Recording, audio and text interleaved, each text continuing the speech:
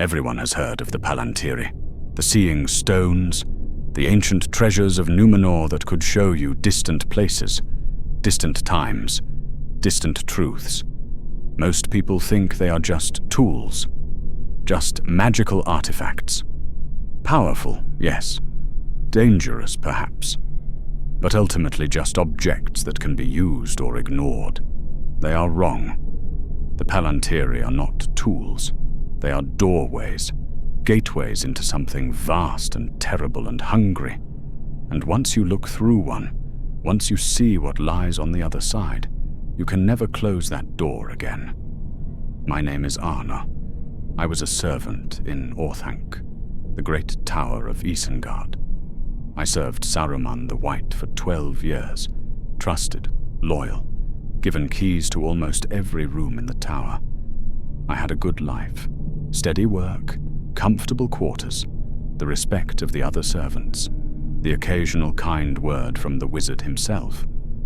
I threw it all away for one look, one moment of curiosity, one choice I can never undo, because I looked into the Palantir, and Sauron looked back. This is the story of how I destroyed my own mind, how I became addicted to something worse than any drug or drink or poison, how I learned that some knowledge cannot be unknown, some sights cannot be unseen, some voices cannot be unheard. 3 years have passed since I last touched the Seeing Stone. 3 years since Saruman found me and locked it away. But I still hear him. Every day, every night, every waking moment. The eye never blinks, the voice never stops, the craving never fades. I looked into the Palantir, and now I can never stop seeing. This is my warning, my confession, my last desperate attempt to save others from the fate I chose for myself. Listen carefully. Remember what I tell you, and never, ever make the mistake I made. I came to Orthanc when I was 17 years old, young, ambitious, eager to serve one of the greatest wizards in Middle-earth. My father had been a blacksmith in the village below Isengard, a good man, honest, hard-working. He wanted better for me than a life at the forge, wanted me to have opportunities he never had, wanted me to rise above our station. When word came that Saruman was seeking servants for his tower, my father pushed me to apply. Work for a wizard, he said. Learn things, see things, make something of yourself. I was hesitant. Orthanc seemed distant and cold. The tower rose above the valley like a black finger pointing at the sky, and Saruman, from the few glimpses I had seen, seemed stern and remote. But my father insisted, and I trusted him. So I went. The interview was brief. Saruman looked me over with eyes that seemed to see through flesh and bone, asked me a few questions about my skills, about my ability to read and write, about my willingness to work hard and follow orders without question. I answered honestly, showed him the calluses on my hands from helping at the forge, demonstrated my literacy by reading from one of his books, promised I would be diligent and loyal. He accepted me that day, told me to report the following morning, told me I would start in the kitchens and work my way up if I proved capable. My father was overjoyed, proud. He died 2 years later, never knowing what his ambition for me would ultimately cost. Saruman was not cruel, not like some masters I had heard about.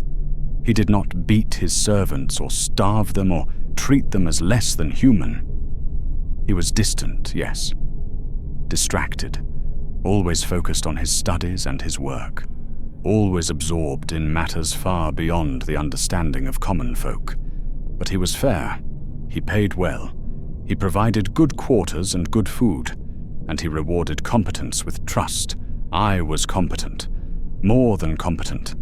I learned quickly, I paid attention, I anticipated needs before they were spoken. I kept the tower running smoothly and quietly, the way Saruman preferred. Within 5 years, I was senior among the household staff. Within 10, I held keys to nearly every door in Orthanc.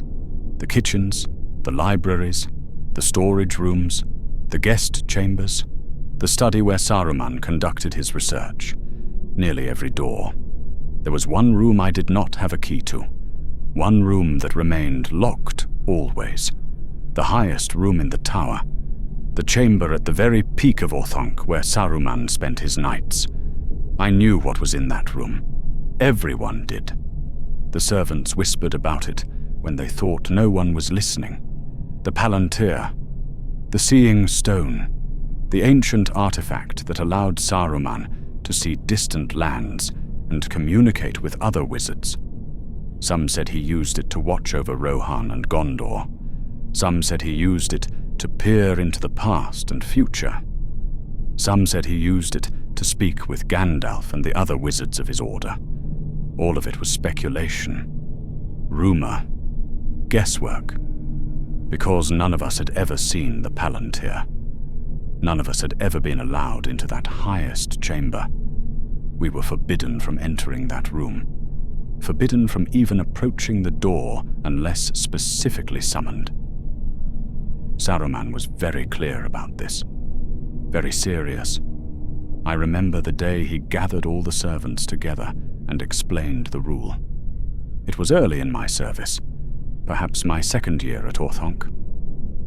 "The highest chamber is forbidden to all of you," he said in that clear, commanding voice. "The Palantir is not a toy. It is not a curiosity for idle minds. It is a tool of great power and great danger." He looked at each of us in turn, made sure we understood the weight of his words. The seeing stones were made in ancient Numenor. They show truth, yes, but they also show what the viewer wishes to see, what they fear to see, what they are not ready to see. They can drive the unprepared to madness. None of you are to touch it. None of you are even to look at it. The consequences would be severe, for you, and potentially for all of Middle-earth. Do you understand? We understood, and for 12 years I obeyed. I passed that door 1,000 times, climbed the stairs to deliver messages or clean the chambers on the levels below, walked past the heavy wooden door with its iron lock and its aura of mystery and power, and I never tried to open it, never even thought about opening it. The prohibition was absolute. The danger was clear, and I had no desire to risk Saruman's wrath or my own sanity. But I would be lying if I said I was never curious. Of course I was curious. How could I not be?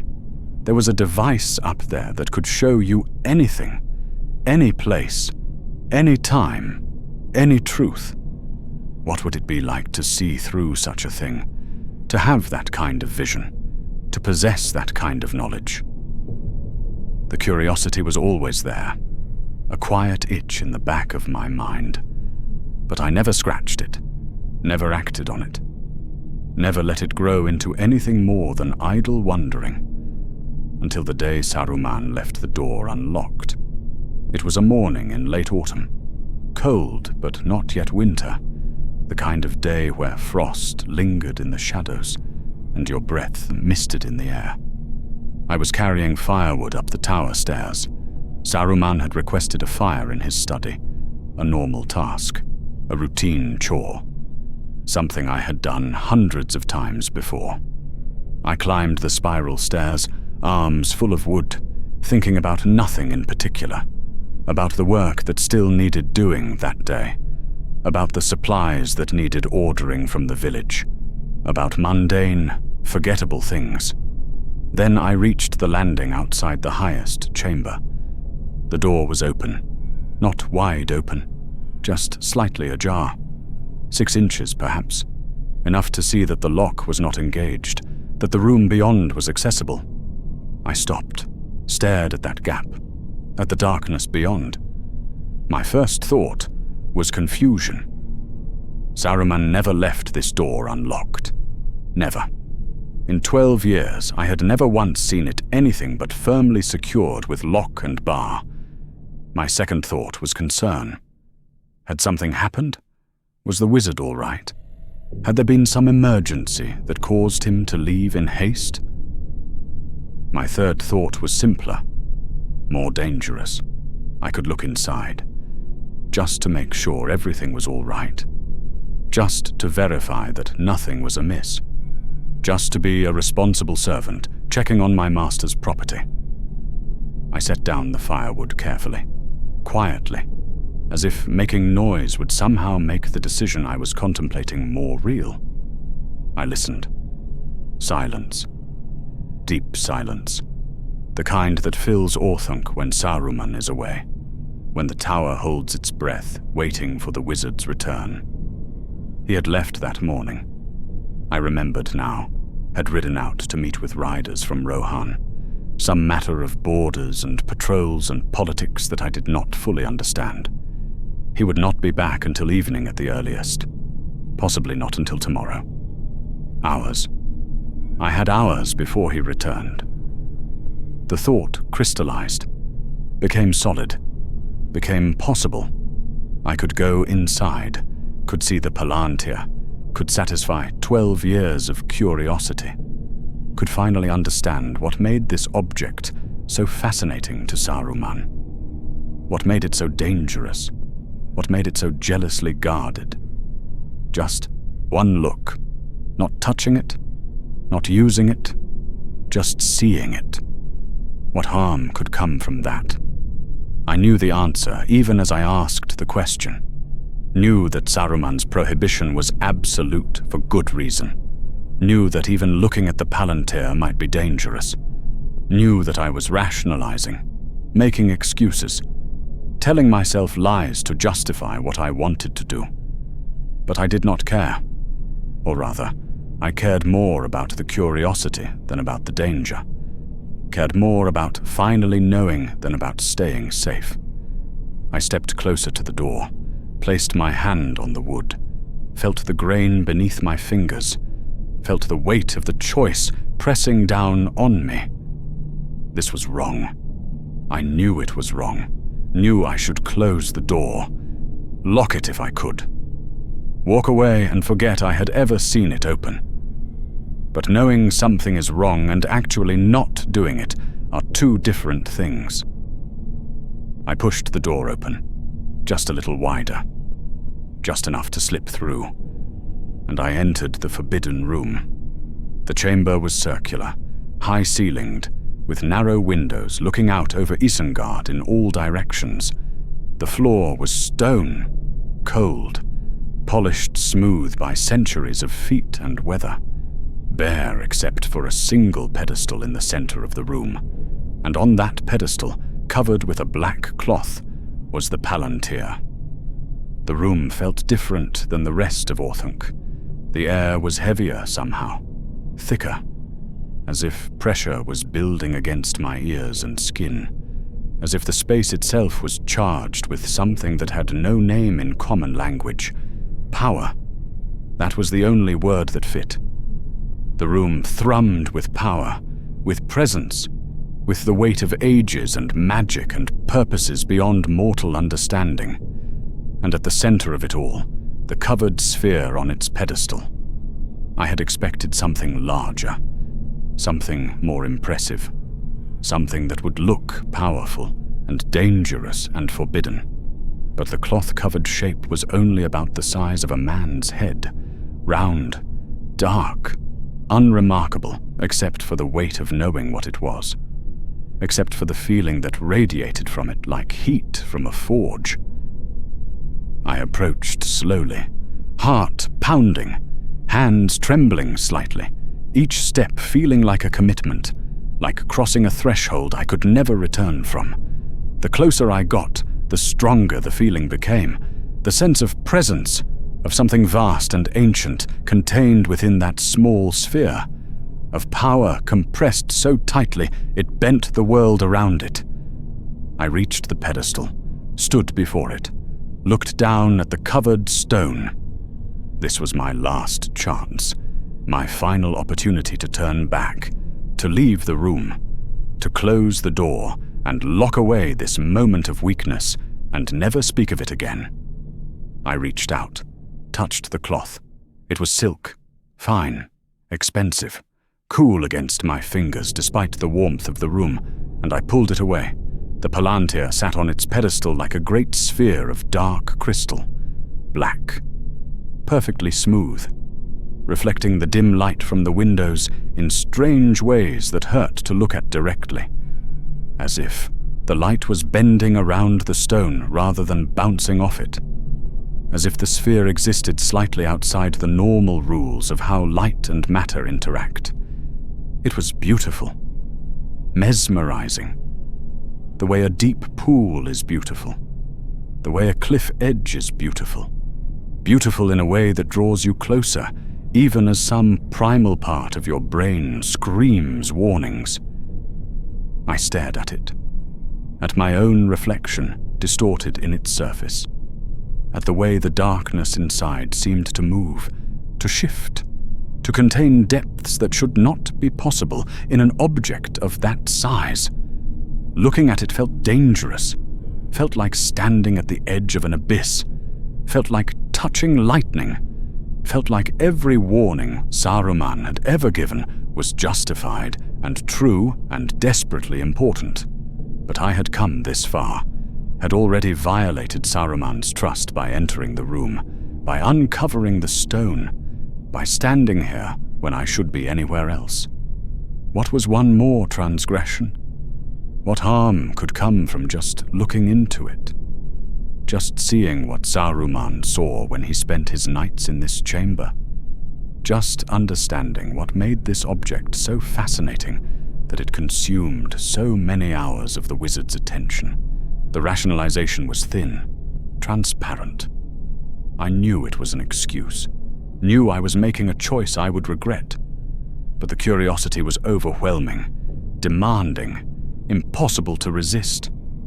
I placed my hands on either side of the palantir.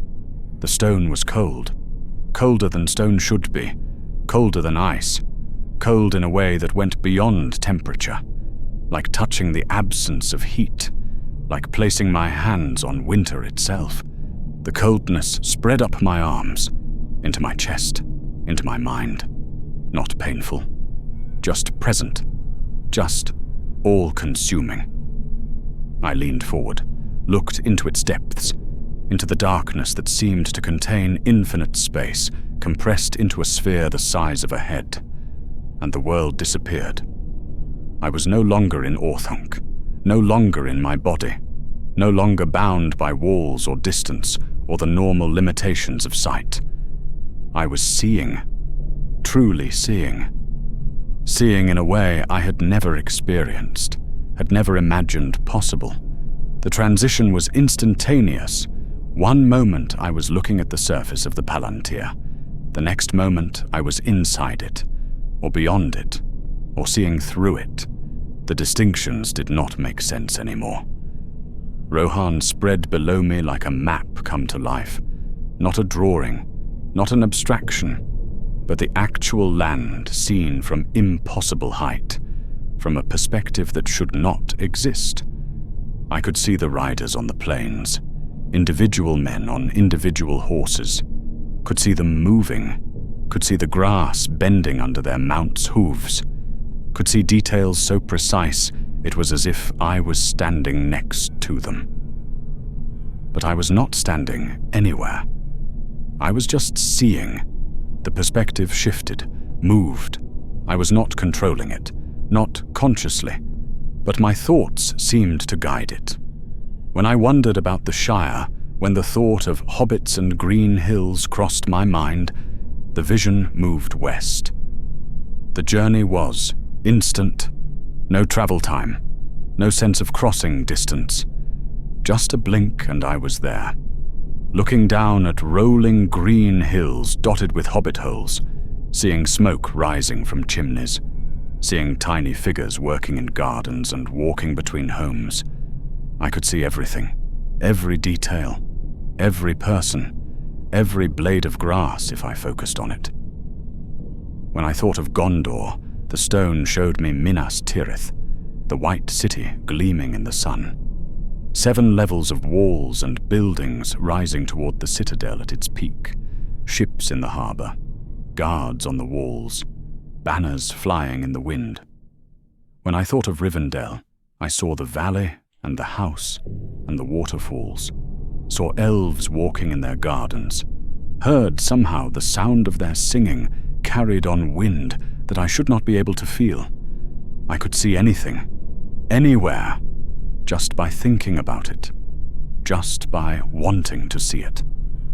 The power was intoxicating, overwhelming, glorious, like suddenly having the vision of a god, like being able to see the whole world at once, like every limitation I had ever known being stripped away in an instant. I do not know how long I looked. Time had no meaning in that state. Minutes could have been hours. Hours could have been minutes.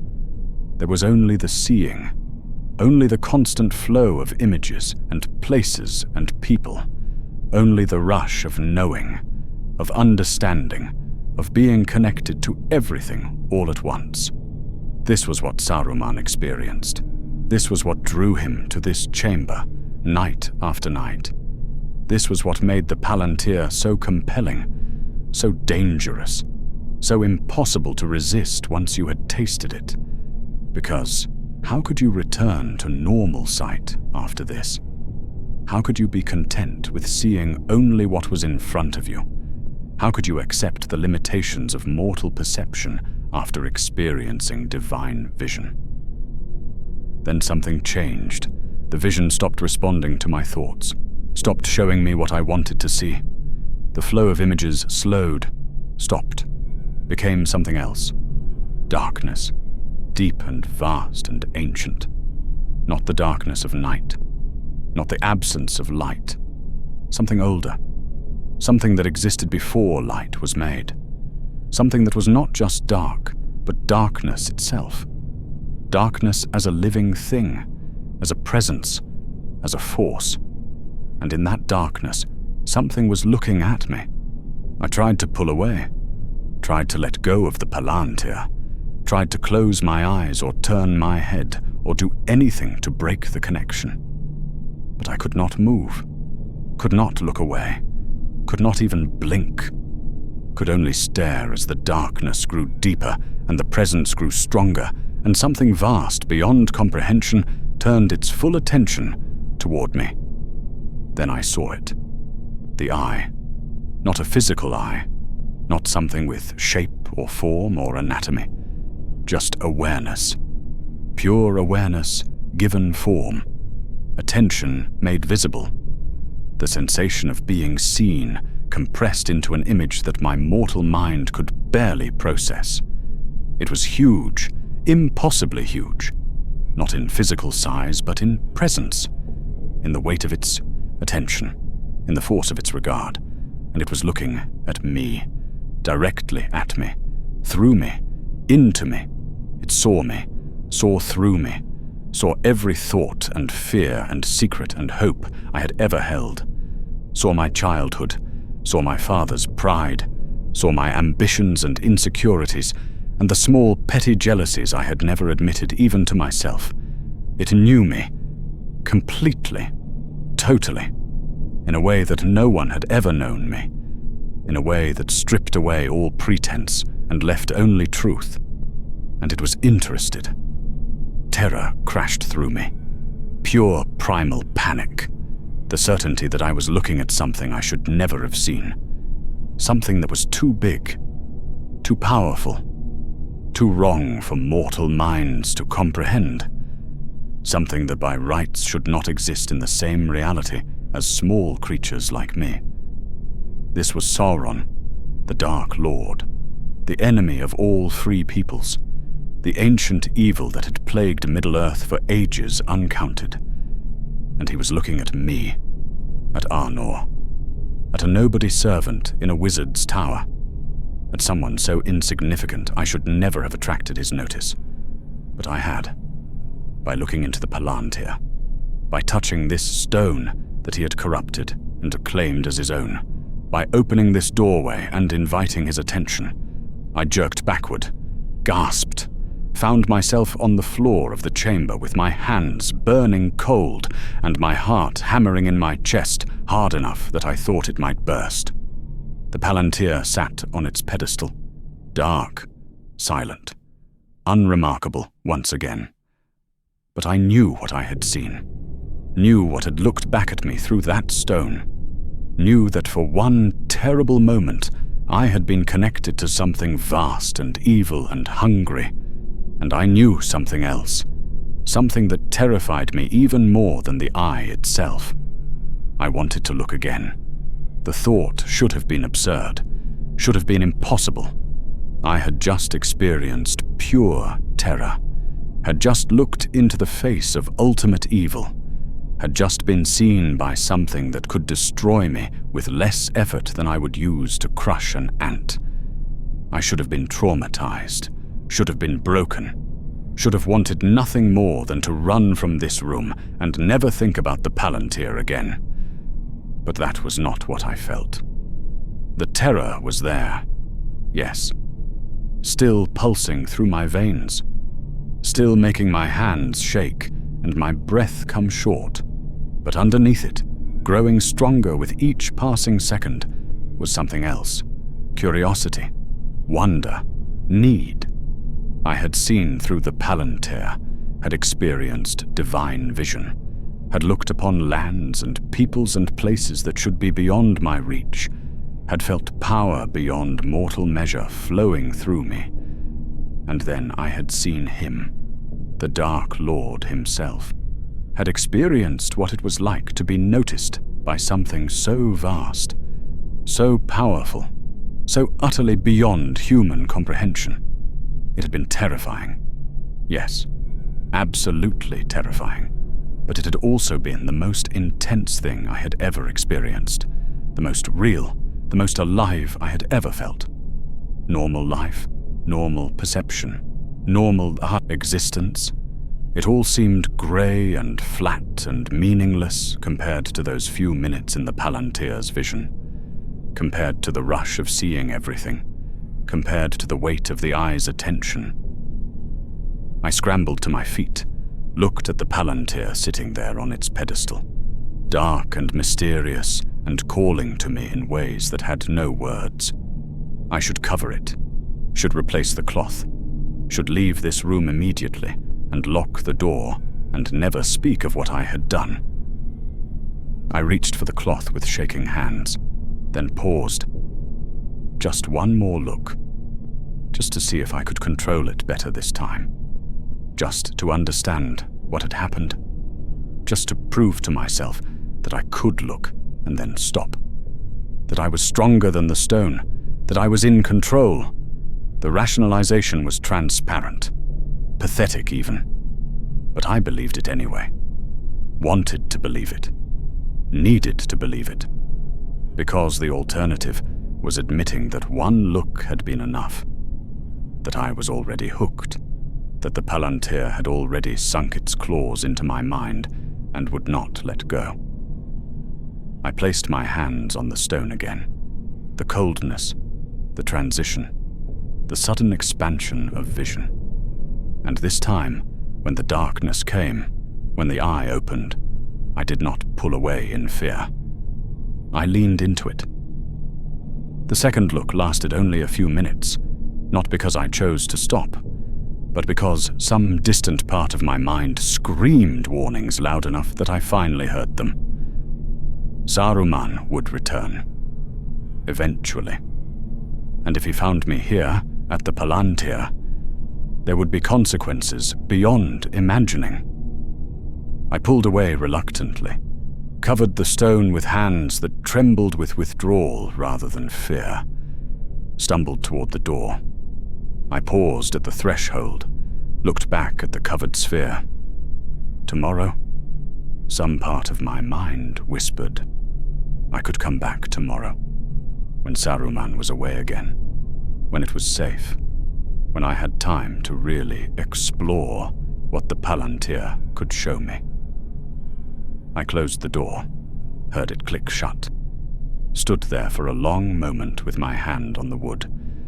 Then I went back to work. Delivered the firewood. Completed my chores. Went through the motions of normal life. But nothing was normal anymore. Nothing would ever be normal again. Because I had looked into the Palantir, had seen through its power, had felt the eye's attention upon me. And now, standing in Saruman's study, arranging firewood in the hearth, all I could think about was the next time. The next look, the next vision, the next moment of divine sight. The next fix.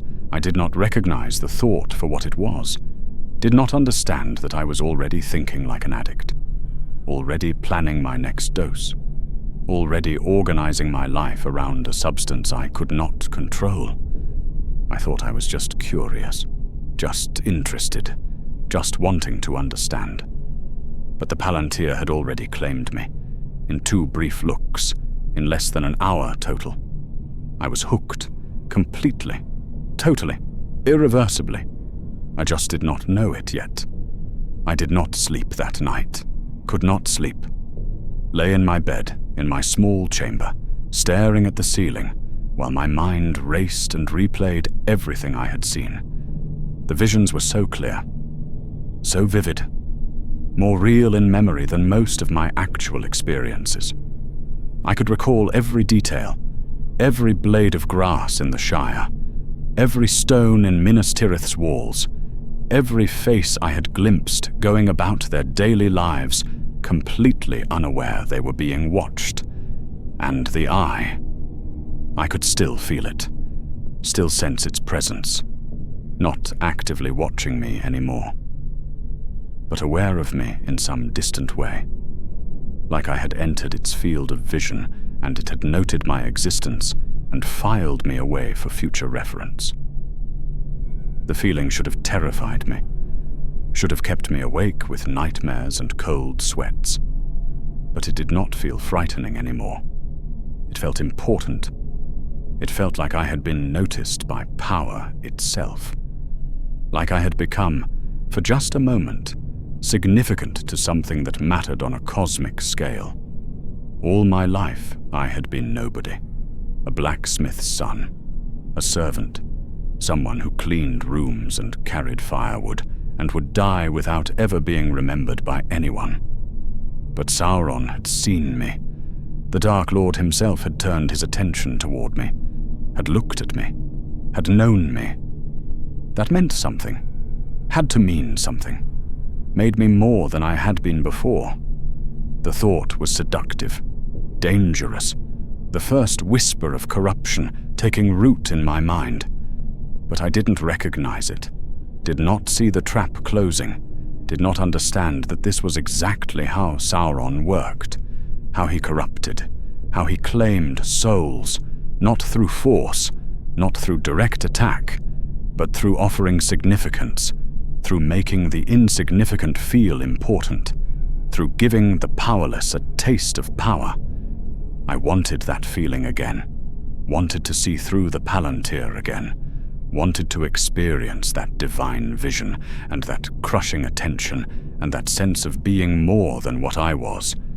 Just one more time, just to understand it better, just to prove to myself that I could look and then walk away, that I was in control, that the stone did not control me. I lasted 3 days. 3 days of trying to focus on my work. 3 days of going through familiar routines that suddenly felt hollow and meaningless. 3 days of walking past that locked door and fighting the urge to check if it was open again. 3 days of the visions haunting my dreams, of waking in the middle of the night with the sensation of falling through space and seeing everything all at once, of touching my face to make sure I still had eyes, because the memory of sight through the Palantir made normal vision seem like blindness. On the 4th day, Saruman left again, rode to Fangorn on some business with the trees, some matter of Ents and forest boundaries that I did not understand or care about. He would be gone overnight. Perhaps longer if the business proved complicated. Hours. I had hours. Maybe days. I waited until full dark. Until the other servants had gone to their quarters. Until Orthanc was silent except for the wind whistling through the high windows. Then I climbed the stairs. The door was locked this time, firmly secured. Saruman had learned from his mistake. Or perhaps he had never made a mistake. Perhaps the open door had been a test, a trap, a way of seeing who among his servants could be trusted and who would violate his trust at the first opportunity. I had failed that test, but Saruman did not know that yet. And if I was careful, he never would. I examined the lock. It was good quality, well made, but not beyond my skill. I had worked in my father's forge, had learned how metal works, had picked locks before when Saruman needed access to storage rooms that had been sealed by previous occupants of Orthanc. I had tools. Small pieces of metal I kept for exactly this purpose. Legitimate tools for legitimate needs. I was using them for illegitimate purposes now. But I did not let myself think about that. Did not let myself acknowledge what I was doing. Did not let the guilt form fully enough to stop me. I worked the lock carefully, quietly, listening for any sound that might indicate someone approaching, any footstep or voice or sign that I was not alone. 20 minutes. It took me 20 minutes of careful manipulation, 20 minutes of my heart pounding and sweat dripping despite the cold. 20 minutes of moral event horizon approaching, and me walking toward it anyway. The lock clicked open. I should have stopped, should have recognized this as a final warning, should have locked it again, and walked away, and never returned. But I didn't stop, could not stop. The need was too strong, the craving too intense, the memory of divine vision too compelling. I entered the room, uncovered the palantir, placed my hands on its cold surface, and looked. The visions came immediately this time, faster than before, more intense, as if the stone recognized me, as if it had been waiting for my return. Rohan, the Shire, Gondor. All the places I had seen before rushed past in rapid succession, but they were just appetizers now, just the opening act before the main performance. I pushed deeper, wanted more, wanted to see things I hadn't seen before, wanted to explore the full extent of what the palantir could show me, and the stone obliged. I saw places I did not recognize, cities in lands I had never heard of, forests older than memory, mountains that scraped the sky, deserts that stretched beyond horizons. I saw the past, or glimpses of it, images that might have been history or might have been fantasy, battles, kingdoms, heroes and monsters and events that had shaped the world. I saw possible futures, or maybe just possibilities, things that might happen or might not, shadows of events not yet written. The power rushed through me, stronger than before, more intoxicating, more overwhelming, like drinking wine that was too strong, like touching fire that was too hot, like experiencing something my mortal mind was not built to contain. But I did not care about the danger, did not care about the warnings, cared only about more, about seeing more, about knowing more, about experiencing this godlike perspective for as long as possible. That is when I felt it again. The shift in the visions, the darkness rising, the presence emerging from beneath the surface. The eye. But this time I did not pull away in fear. This time I leaned into it, pushed toward it, wanted to see it more clearly, wanted to understand what it was, wanted to experience that crushing attention again. And Sauron obliged. The eye opened, focused, turned its full awareness toward me once again. Images flooded my mind, not places anymore, something else, something deeper, something more intimate. Knowledge, secrets, truths hidden from mortal sight. I saw the history of the Palantiri, saw them made in Numenor by craftsmen long dead, saw them as tools of communication and seeing, saw them placed in towers across the kingdoms of men when Numenor fell and its survivors fled to Middle-earth. I saw Sauron claim the Palantir of Minas Ithil, saw him corrupt it, saw him learn to use it to see through all the other stones, to touch the minds of anyone who looked into them, to turn tools of knowledge into instruments of corruption. And I understood. The Palantiri were not neutral anymore, were not just artifacts waiting to be used. They were his now. His eyes scattered across Middle-earth, his way of seeing and knowing and corrupting anyone foolish enough to look into their depths. I had not just looked at a tool. I had looked at him, had opened my mind to Sauron himself, had invited the enemy into my thoughts. The realization should have broken me, should have sent me fleeing from the stone in absolute terror. But it did not, because alongside the knowledge came something else, something more seductive. The eye focused on me, not hostile, not cruel, just interested. And then I heard it, for the first time. Not words exactly, not voice in any normal sense, but communication, thought to thought, mind to mind, presence to presence. You are curious, not a question, a statement, an observation delivered directly into my consciousness. I could not speak, could not respond with words, but my thoughts answered anyway. Yes, I was curious, desperately curious, about everything. You want to know, to see, to understand. Yes, more than anything. I wanted to see everything, wanted to understand the world, wanted to know truths that others could never know. Good. The word resonated through my mind like a bell, like approval, like benediction. I can show you, I can teach you, I can give you knowledge beyond your imagining.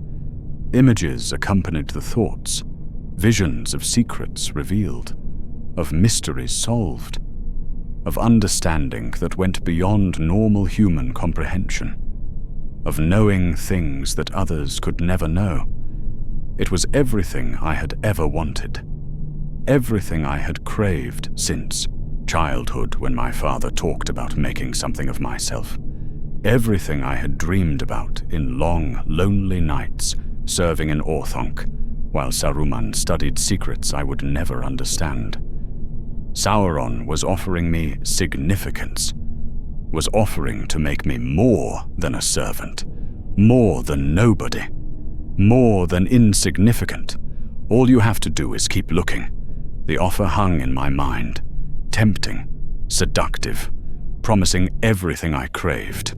Some distant part of me screamed warnings, screamed that this was corruption, that this was the Dark Lord himself speaking, that this was the exact trap that had destroyed so many others, that I needed to pull away, to run, to never touch the Palantir again. But that voice was distant, weak, drowned out by the craving, by the need to see more, to know more, to be more, by the desperate hunger to matter, to be significant, to be noticed by power itself. I stayed in the vision for hours. Let the eye show me things. Let Sauron's presence fill my mind. Let the knowledge pour into me like water into a cup that could never be filled. I saw wars to come, saw darkness spreading, saw kingdoms falling, saw the slow corruption of Saruman himself as he too fell victim to the Palantir's seduction. I saw my own future, saw what I could become if I continued looking, saw the power and knowledge and significance that could be mine. But I also saw the price, saw what I would lose, saw the person I was being slowly erased and replaced by something else. something that served Sauron, something that belonged to the Eye. I saw all of it, understood all of it, knew exactly what I was choosing, and I chose it anyway, because the alternative was going back to being nobody, going back to normal sight and normal life and normal meaninglessness, and I could not bear that. Could not accept returning to insignificance after tasting significance. Could not go back to blindness after experiencing divine vision. When I finally pulled away, when I finally covered the stone and left the room, dawn was breaking over Isengard.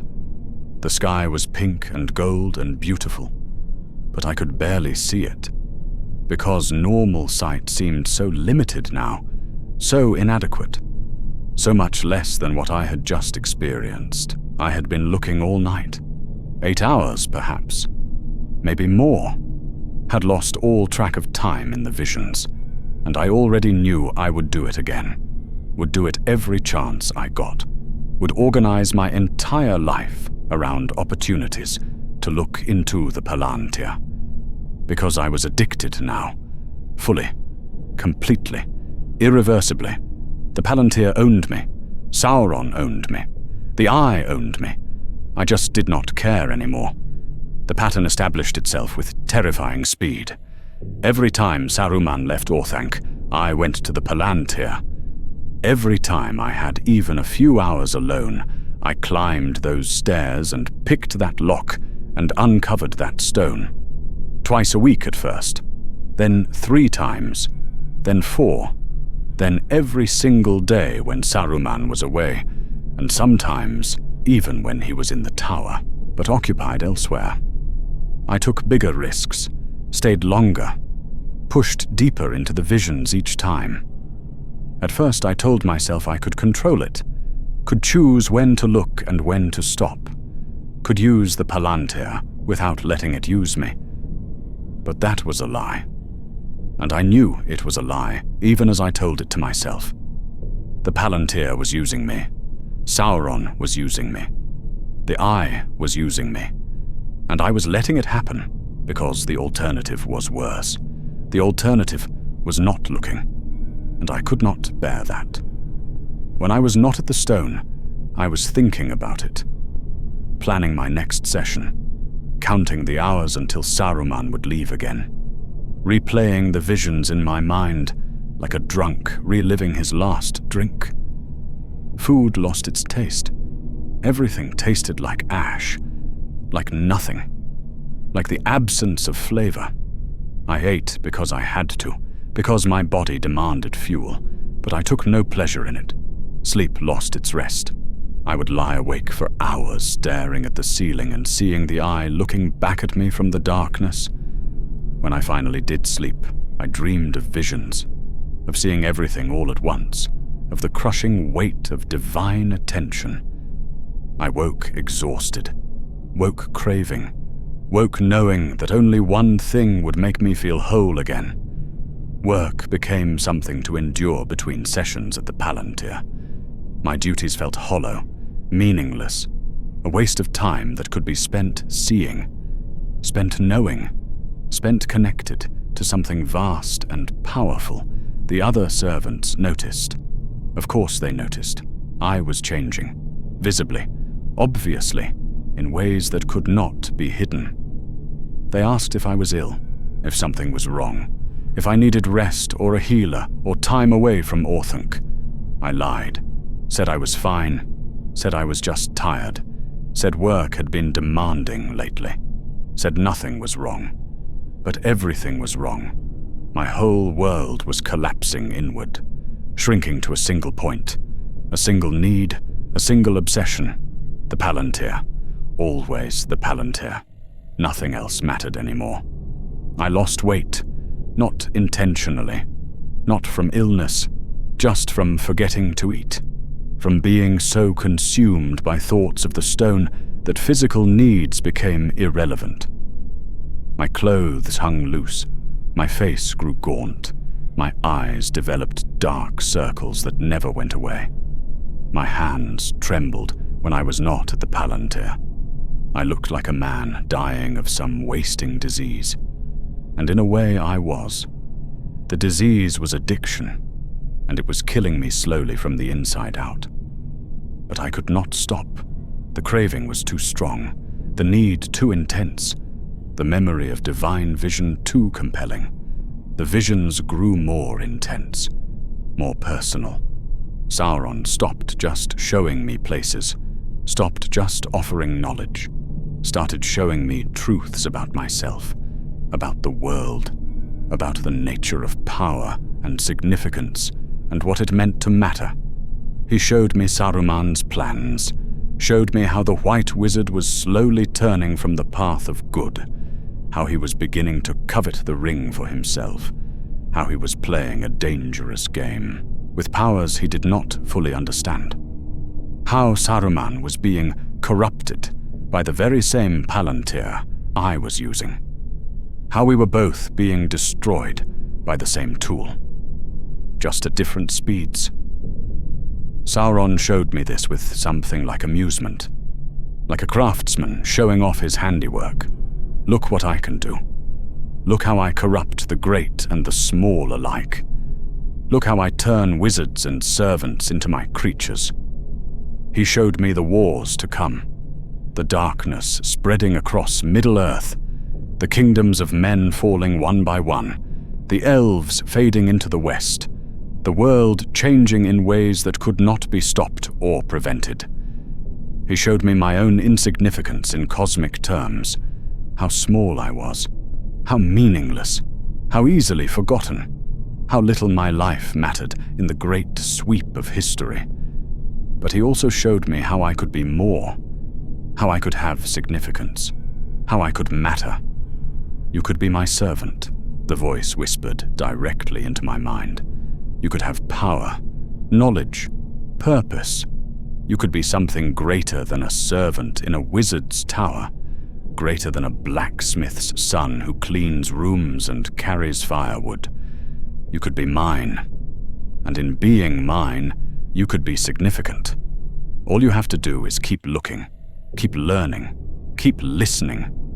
I knew what he was doing, knew it was manipulation, knew every word was a lie designed to corrupt me further, to bind me tighter to the Palantir, to make me dependent, to make me his.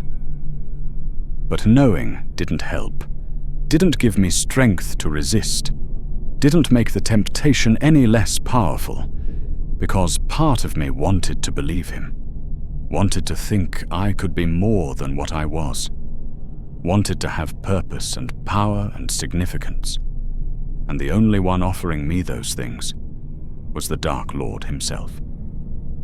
So I kept looking, kept listening, kept letting Sauron's voice grow louder in my mind with each session at the Palantir. He told me things, secrets that would have been valuable to Saruman or Gondor or anyone fighting against the darkness, plans and movements and weaknesses in the enemy's forces. But I told no one, kept the secrets to myself, because sharing them would mean explaining how I knew, would mean admitting what I had done, would mean confessing my addiction, would mean losing access to the Palantir. And I could not lose that, could not give it up, could not be cut off from the stone. I would rather die than lose access to the Palantir, would rather betray everyone and everything than stop looking. That realization should have terrified me, should have shocked me into action, into confession, into seeking help before it was too late. But it just felt true, felt inevitable, felt like the only reality that mattered anymore. The Palantir was my life now. Sauron was my purpose now. The Eye was my master now. Everything else was just pretense, just going through the motions, just waiting for the next fix. I was addicted, completely, totally, irreversibly, and Sauron knew it, could feel it, could taste my dependence like wine on his tongue, and he was pleased. 3 months in, something changed. I started seeing the Eye, even when I was not. the Palantir. At first it was just flashes, just moments when I would close my eyes and see that vast awareness looking back at me from behind my eyelids. Just brief impressions that faded when I opened my eyes again. But it grew stronger, more persistent, more real with each passing day. I would be working, cleaning Saruman's study, or organizing the library, or preparing meals in the kitchen. Normal tasks, routine work, and suddenly I would feel it. The weight of the eye's attention, the pressure of Sauron's awareness pressing against my mind like a physical force. Not painful, not frightening anymore.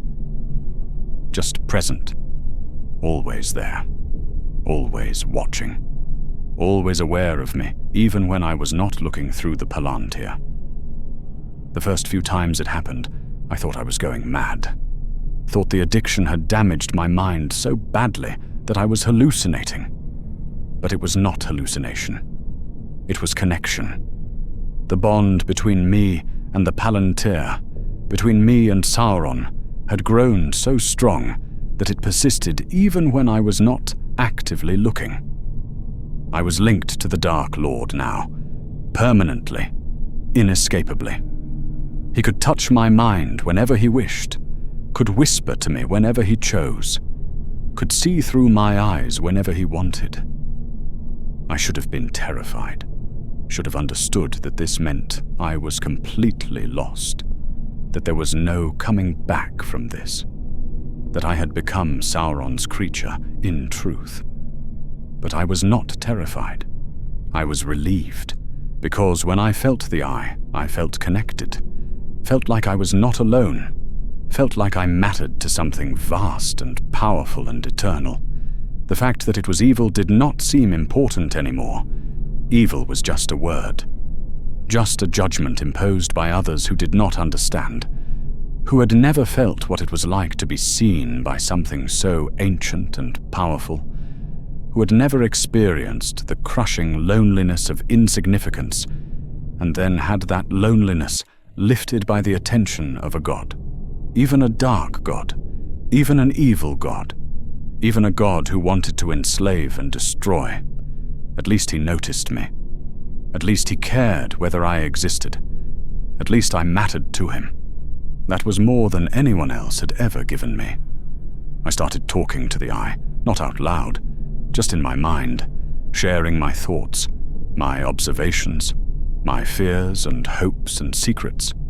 And it listened. The eye always listened, always paid attention, always acknowledged my presence.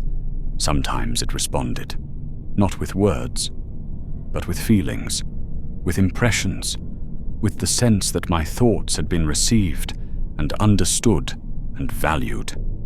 It was the closest thing to companionship I had felt since my father died, the closest thing to being known by another consciousness. The fact that it was corrupting me did not matter. The fact that it was destroying me did not matter. The fact that I was losing myself did not matter. Because, at least I was not alone. At least I was not invisible. At least I was not insignificant. At least the eye saw me. 4 months after my first look, I made my final mistake. Saruman was in the tower, had been there for 3 days straight, working in his study, meeting with visitors from Rohan, not leaving, not going to the Palantir chamber. And I was desperate, 4 days without looking, 4 days of emptiness and craving, and the eye's whispers growing fainter in my mind. I could not endure it, could not wait any longer. The need was consuming, overwhelming, more important than safety or caution or self-preservation. So I went to the chamber in the middle of the night, while Saruman slept, while the tower was dark and silent, while everyone else was in their quarters and no one should have known I was there. It was the biggest risk I had ever taken, the most reckless, the most desperate. But I didn't care, could not care. The craving was too strong, the addiction too complete. The need too intense. I picked the lock with shaking hands. My fingers were clumsy from withdrawal. My vision was blurry from lack of sleep. My whole body trembled with need. But I got it open. Got inside. Uncovered the stone with hands that could barely hold the cloth steady, and placed my palms on the Palantir's cold surface. The relief was instant, overwhelming. Like finally breathing after holding your breath for too long. Like drinking after days in the desert. Like coming home after years of wandering. The visions flooded in. The eye opened, and I felt whole again. Felt complete. Felt like myself for the first time in 4 days. "You need me," Sauron's voice whispered with satisfaction. "You cannot live without me now." No, I could not live without this. Could not exist in the grey, meaningless world that normal people inhabited. Could not bear being cut off from divine vision and cosmic significance. Good, that is good. The bond is complete. You are mine now, fully, forever. Yes, I was his. I knew it, accepted it, welcomed it even. Because being his meant being something, being significant, being more than a servant, more than nobody, more than insignificant. I stayed for 2 hours, lost in visions, lost in the eye's attention, lost in the feeling of connection and power and purpose. Longer than I should have, longer than was safe. But I could not pull away, could not stop, could not bear to end the connection and return to the grey world waiting outside the Palantir's influence. When I finally pulled away, when I finally covered the stone with reluctant hands and turned to leave, Saruman was standing in the doorway. His white robes seemed to glow in the darkness. His staff was in his hand. His expression was not angry, not surprised, just tired, just deeply, profoundly sad. And I knew, looking at him, that everything was over. I froze, could not move, could not speak, could not even breathe, could only stare at the wizard silhouetted against the air torchlight from the stairs. How long had he been standing there? How much had he seen? Did he know everything? Of course he knew everything. He was Saruman, one of the greatest wizards in Middle-earth. Of course he had known what I was doing. Probably had known from the first time I entered this chamber. Probably had been waiting to see how far I would go, how deep the corruption would run. His expression was not angry, not surprised, just tired, just deeply, profoundly sad. How long? His voice was quiet, controlled, but there was weight behind it. Power. The voice of someone who could unmake me with a word if he chose. I could have lied, could have claimed this was the first time, could have begged for mercy and pretended I had just made one mistake. But what was the point? He could see the truth, could see the damage in my eyes, could see the corruption that had taken root and spread through every part of my being. And I was too tired to lie anymore, too broken, too far gone. 4 months, I whispered. My voice sounded hollow, distant, like it was coming from someone else. Saruman closed his eyes, breathed deeply. When he opened them again, there was something like pity in his gaze. Not contempt, not anger, just pity. You looked into it willingly? The first time, I nodded. Could not speak, could only confirm what he already knew. And you kept looking, again and again, even though you knew what it was, even though you knew the danger, even though you knew I had forbidden it. Another nod, another confirmation of my weakness, my failure, my corruption. And now you cannot stop. Not a question, a statement, an observation of fact, of the inevitable endpoint of anyone who looks into the Palantir without the strength or knowledge or power to resist its pull. No, I admitted. The word came out as a broken whisper. I cannot stop. I need it. I need to see. I need to hear his voice. I need to feel the eye watching me. I need silence. The command cracked through the air like thunder, like lightning compressed into sound. It was not just loud. It was power. The voice of a Maiar given form. The voice of someone who commanded reality itself. I shut my mouth instantly. Could not have spoken again if I tried. The force of his will pressed down on me. Made me small. Made me insignificant. Made me remember exactly how vast the gulf was between a servant and a wizard. Saruman stepped into the room. His staff clicked against the stone floor with each step. He circled around me slowly, never taking his eyes off me, examining me like a healer examining a patient with a terminal disease. He stopped in front of the covered palantir, placed one hand on the cloth. Did not look at the stone, just stood there with his back to me, silent. "Do you understand what you have done?" His voice was quiet again, but harder now. "Do you comprehend the magnitude of your foolishness? I know it was wrong. I know I should not have... Wrong?" He turned to face me. His expression was harder now, colder.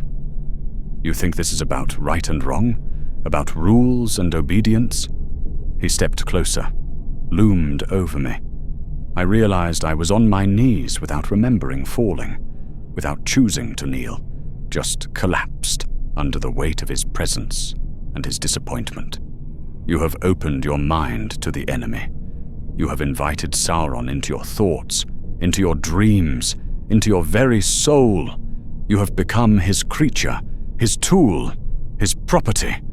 I wanted to deny it, wanted to argue, wanted to claim I was still myself, still Arnor, still a person with free will and choice. But I could not. Because it was true, all of it was true.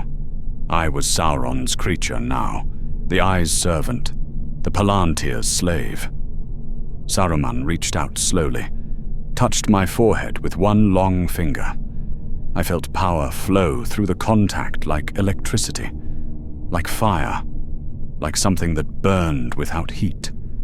He was examining my mind, searching through my thoughts and memories, looking for the corruption, measuring the damage. His expression changed as he searched, went from cold to horrified, from disappointed to despairing. He pulled back quickly, jerked his hand away as if burned, as if touching my mind had hurt him. "You are lost," he said quietly. The words fell like stones, like pronouncements of death. "Too far gone. The corruption runs too deep. The bond is too strong. Can you help me? Can you fix it? Can you—" "No." The word was final, absolute, without hope or qualification or room for argument. If you had come to me after the first look, perhaps. If you had confessed immediately and begged for aid, I might have been able to sever the connection, to shield your mind, to undo some of the damage before it became permanent. He shook his head slowly, like a healer delivering a terminal diagnosis, like someone watching a friend die and knowing there is nothing they can do to stop it. But you did not come to me.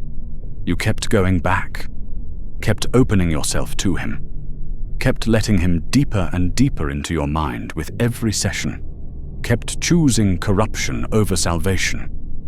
And now the bond is complete. You are his, body and soul, and nothing I can do will change that. Terror crashed through me then, not at being Sauron's creature. I had already accepted that, already made my peace with it, but at what Saruman's words implied, at what came next. "You are going to lock me away from the Palantir." "Yes." The word was simple, matter of fact, the only possible response. "Please." The word tore from my throat, desperate, pathetic. Please no, I need it. I cannot live without it. I cannot. You will live. Your body will survive, but you will wish you had died. He moved to the palantir, placed both hands on the cloth covering it, spoke words in a language I did not recognize. Old words, power words, words that made the air shimmer and the stone floor vibrate. Magic flared around the palantir. Wards settled over the stone like layers of invisible armor. Over the room, over the very air itself, I felt them go into place, felt each ward like a door slamming shut, like chains wrapping around something precious, like walls going up between me and the only thing that mattered.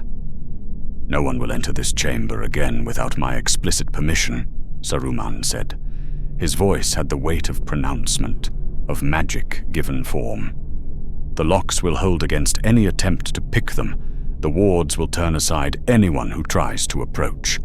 The stone itself is sealed against all but my touch. He turned to look at me, through me. You included. No. Please, please. I was begging now, crawling toward him on my knees, not caring about dignity or pride or anything except the terrible loss that was happening. I will do anything. I will serve you faithfully. I will tell you everything Sauron showed me, everything he said, every secret he revealed. Just do not take it away from me. Just let me look one more time. Get out. His voice was not loud, but it was final. It was the voice of a wizard, of a power far beyond mortal measure, of someone who commanded reality itself and would not be argued with or begged or negotiated with. And I could not disobey. My body moved without my conscious choice, stood, walked toward the door, even though every part of me screamed to resist, to stay, to throw myself at the palantir and look one last time before the wards sealed it away forever. But I could not. Saruman's will was absolute. His command was law, and I was being expelled from the chamber whether I chose it or not. I stumbled through the doorway, heard the door slam behind me with a sound like doom, heard locks engaging with sharp clicks, heard wards settling into place with a sound like thunder compressed into silence, and I felt the connection to the eye begin to fade, not disappear, not break entirely. The bond was too strong for that, too deep, too permanent. But fade, like a voice growing distant, like a light dimming, like something precious being taken away and locked behind walls I could never breach. I collapsed on the landing outside the sealed chamber, pressed my face against the cold stone floor, and screamed with loss, screamed with need, screamed with the terrible knowledge that I would never again experience what I had just lost, never see through the palantir, never hear Sauron's voice clearly, never feel the eye's full attention upon me, never feel significant again. And the worst part, the truly unbearable part, was knowing that I had done this to myself, that every choice had been mine, that I could have stopped at any point, could have confessed, could have sought help, but I had not, had chosen corruption instead, had chosen addiction instead, had chosen significance over safety and power over sanity, and now I would pay the price. For the rest of my life, I would pay the price. Withdrawal began within hours. Not physical pain at first, not like I had heard about, people who used poppy milk or other substances that damaged the body as well as the mind. Just absence. Just the terrible emptiness of being cut off from something that had become part of me. Like losing a limb. Like going blind. Like having part of my mind ripped away and being left with only the ragged wound where it had been. I tried to focus on work, tried to go about my duties as if nothing had changed, as if I was still the same person I had been before. But everything had changed. The world was grey now, flat, limited, two-dimensional in ways I had never noticed before, experiencing the Palantir's divine vision. I could only see what was in front of me, could only know what my limited senses could perceive, could only experience the tiny fragment of reality that existed within my immediate perception.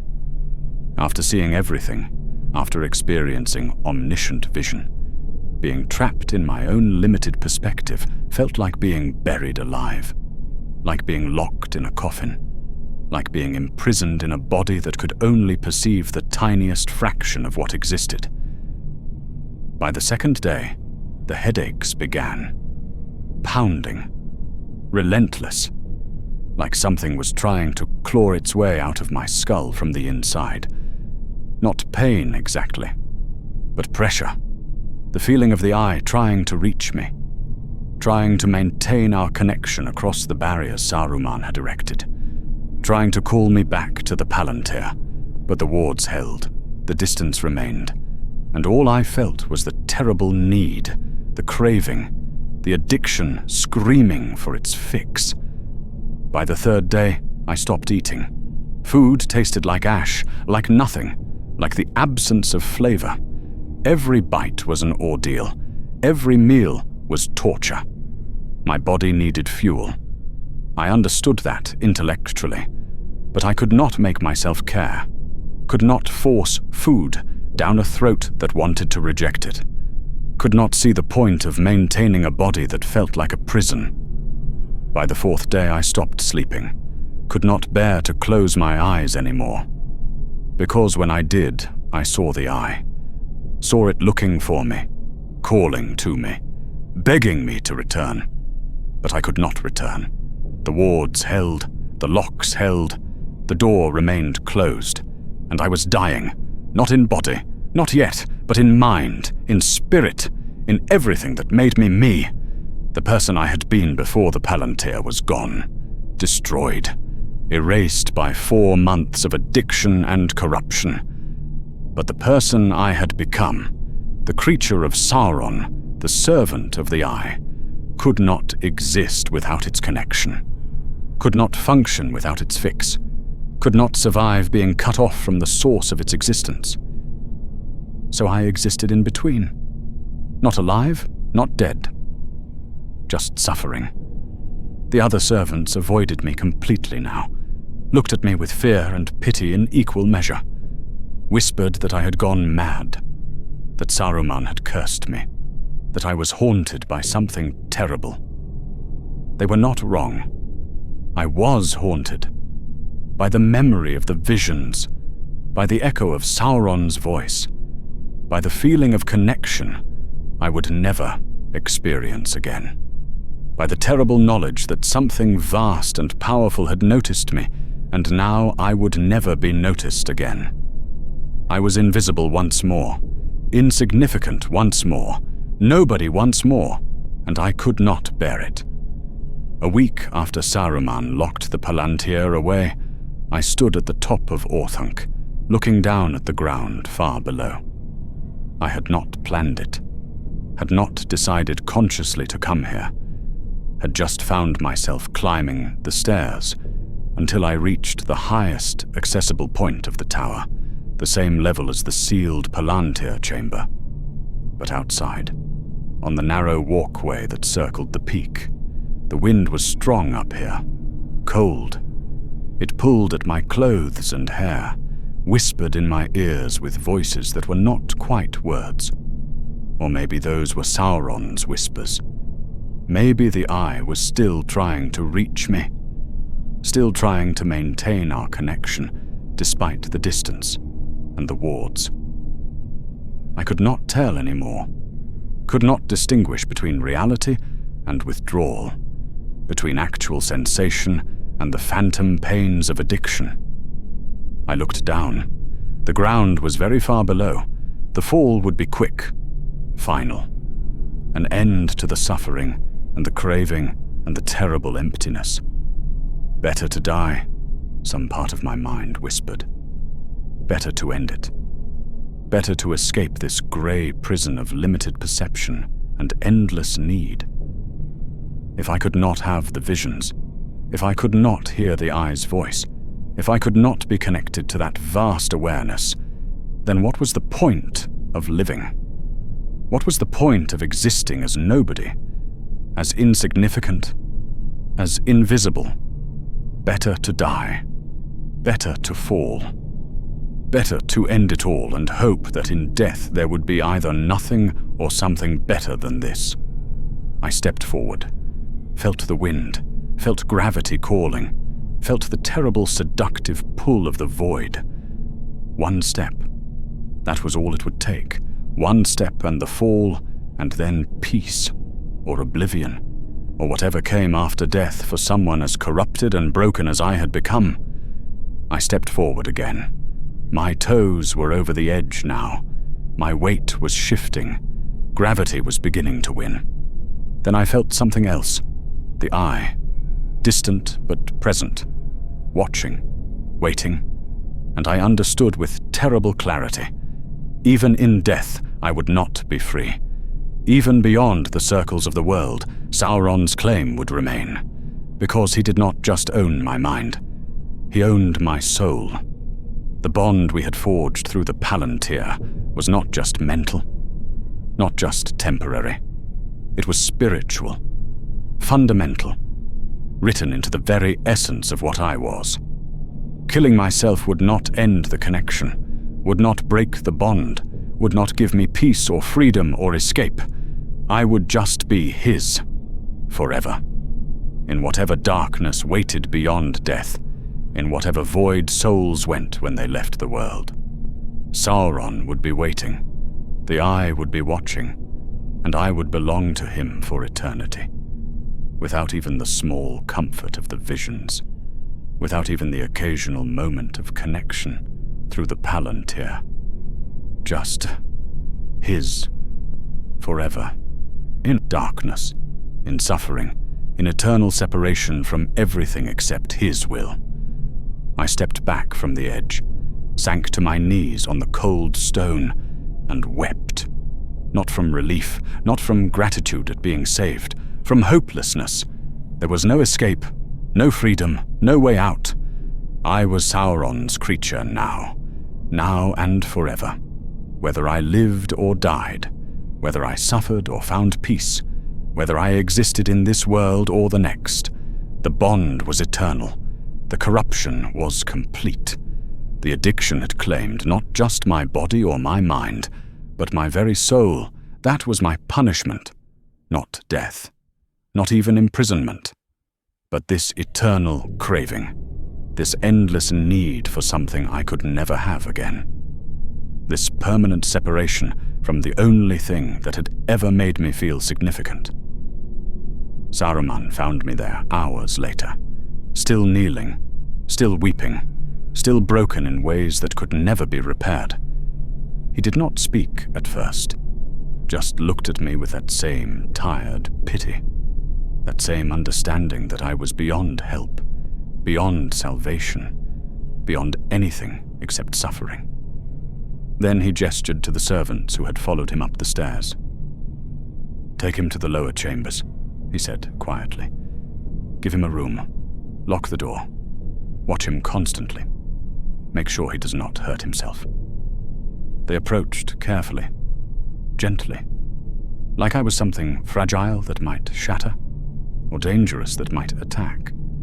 I did not resist as they helped me to my feet, did not fight as they led me down the stairs, did not protest as they locked me in a small chamber on a lower level of the tower, far from the Palantir, far from temptation, far from everything except the grey walls and the grey world and the grey existence that was all I had left. For my own safety, they said. To help me recover, they claimed. But I knew the truth. This was not a room. It was a cell. And I was not a servant anymore. I was a prisoner of my own choices, of my own addiction, of my own corrupted mind. and I would remain a prisoner for the rest of my life. 3 years have passed since that day. 3 years since I last touched the Palantir. 3 years since I last saw those visions clearly. 3 years since I last heard Sauron's voice speak directly into my mind. They still keep me in this room, still bring me food 3 times a day, still watch to make sure I do not hurt myself or attempt to escape. My body has recovered somewhat. I eat now, though food still tastes like ash. I sleep sometimes, though my dreams are haunted. I look relatively healthy if you do not look too closely at my eyes, or notice the way my hands still tremble, or see the hollowness that lives behind my gaze. But I am not recovered, will never be recovered, cannot be recovered. Because the damage is not physical, the addiction is not chemical, the corruption is not temporary. The eye is still there, always there, a presence in the back of my mind that never fades, never stops, never lets me forget what I had and lost. I hear his voice every day, whispering, calling, promising that if I could just reach the Palantir one more time, everything would be better. I would be whole again. I would be connected again. I would be significant again. The whispers are fainter than they were when I was actively using the Palantir, distant, muffled by whatever ward Saruman placed on the chamber and the stone. But they never stop, never fade completely, never give me even a moment of true silence or true peace. And so I endure the craving that never fades, endure the grayness of limited sight, endure the terrible knowledge that part of my mind is not my own, and never will be again. Endure the endless, meaningless days that stretch ahead, with nothing to hope for, except more of the same. Saruman comes to see me sometimes. Not often. Perhaps once a month. He checks on my condition, asks questions about what I saw in the Palantir, what Sauron showed me, what plans the enemy revealed, what secrets I learned in those 4 months of corruption. I tell him nothing, not from loyalty to Sauron, not from fear of punishment, but from spite, from the bitter understanding that Saruman is traveling the same path I walked, just more slowly, more carefully, more arrogantly, but traveling it nonetheless. He looks into the Palantir too, uses it too, thinks he can control it, thinks his will is strong enough to resist, thinks his knowledge is sufficient to protect him, thinks his power is adequate to master the stone rather than being mastered by it. He is wrong. I can see it in his eyes, can see the same signs I saw in myself. The distraction, the obsession, the slow corruption taking root and spreading through his mind like rot through wood. The changes are subtle, gradual, easy to miss if you do not know what to look for. But I know,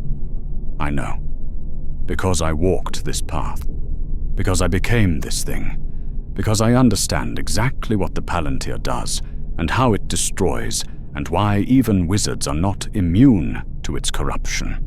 Saruman will fall, maybe not today, maybe not this year, maybe not for decades, but eventually, inevitably, the Palantir will claim him too, just like it claimed me, because that is what the Seeing Stones do.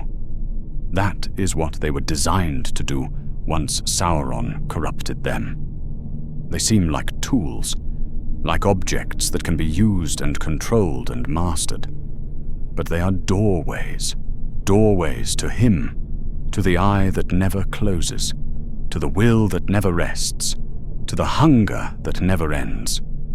And once you look through that door, once you see what lies on the other side, once you feel Sauron's mind touch yours and the eye's attention fall upon you, you can never close it again, can never go back to being what you were, can never be free of the connection that was forged in that moment of contact. The bond is eternal. The corruption is permanent. The addiction never ends. I know this. Live with this knowledge every day. Carry it like a weight that grows heavier with each passing year. And I watch Saruman walk toward the same fate with the certainty that comes from experience, with the understanding that I cannot warn him because he would not listen, that I cannot save him because salvation is impossible once you have looked into the Palantir. All I can do is wait and suffer, and hope that my story might save someone else from making the same mistake. If you ever find a Palantir, if you ever stand before one of the seeing stones, if you ever feel tempted to look into its depths to see what secrets it holds or what visions it offers, do not. I do not care how curious you are. I do not care how much you want to see distant places or know hidden truths or experience divine vision. I do not care how strong you think you are or how protected you believe yourself to be. Do not look, because the stones are not what they seem. They are not neutral tools waiting to be used. They are not passive objects that can be controlled by sufficient will or knowledge or power. They are his. They belong to Sauron. They are extensions of his will scattered across Middle-earth. They are traps designed to catch the curious and the ambitious and the foolish and the arrogant.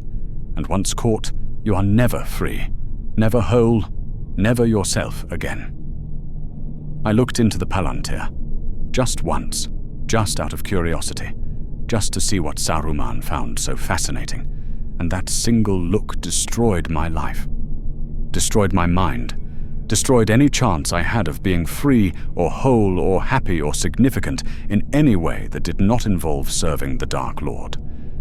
I am Sauron's creature now, his to command, his to corrupt, his to use however he wishes.